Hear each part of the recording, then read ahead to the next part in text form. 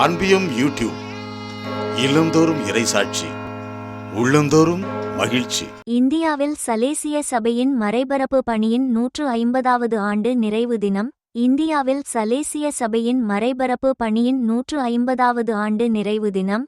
நன்றி கூறுங்கள், மறுசிந்தனை செய்யுங்கள், மீண்டும் தொடங்குங்கள் என்ற கருப்பொருளுடன் கொல்கத்தாவில் டிசம்பர் 20, 2025 அன்று கொண்டாடப்பட்டது.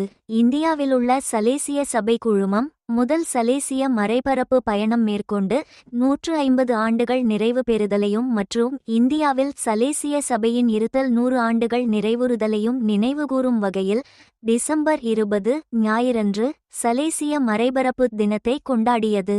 நன்றி கூறுங்கள், மறுசிந்தனை செய்யுங்கள், மீண்டும் தொடங்குங்கள் என்ற கருப்பொருளுடன் இடம்பெற்ற இந்த நிகழ்வில் எளிமையான வாழ்வு, இளைஞர் பணியில் முழுமையான ஈடுபாடு, கலாச்சார ஏற்புத்தன்மை மற்றும் கிறிஸ்தவர்களின் சகாய அன்னையின் மீதான பக்தியை வளர்த்தல் ஆகிய கருத்துக்களும் முன்னிலைப்படுத்தி பேசப்பட்டன.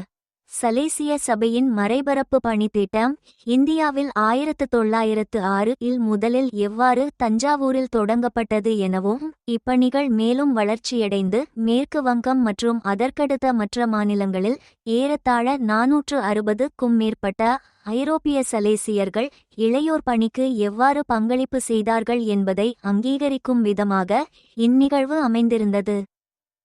கொல்கத்தா புனித ஜான் போஸ்கோ சலேசிய மறைமாநில தலைவர் அருட்தந்தை ஜோசப் அவுரியா சர்ச் திருப்பலியின் தொடக்க உரையில் மறைபரப்பு பணி என்பது எவ்வாறு ஒரு தன்னலமற்ற அன்பின் செயலாகவும் மேய்ப்பு பணியாகவும் இருக்கின்றது என்பதை மையப்படுத்தி பேசினார். மறைபோதக அமல உட்பவ கிறிஸ்தவர்களின் சகாய அன்னை அருள் சகோதரிகள் சபையின் சபை நிறுவுனர் வணக்கத்திற்குரிய அருட்தந்தை ஸ்டீபன் ஃபெர்னாண்டோ சர்ச் மற்றும் மரியாவின் அமல உட்பவ அருள் சகோதரிகள் சபையின் நிறுவுனர் ஆயர் லூயிஸ் லா ராவோயர் மோரோ சர்ச் ஆகியோரும் இவ்விழாவில் கிளறவிக்கப்பட்டனர்.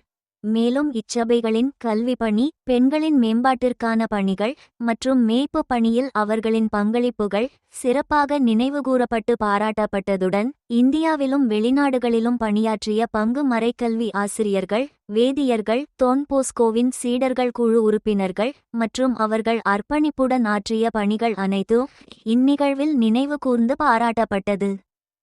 இந்த அன்பியம் யூடியூப் சேனலை நீங்கள் ஷேர் பண்ணுங்க, சப்ஸ்கிரைப் பண்ணுங்க, லைக் பண்ணுங்க. Wish you all the best.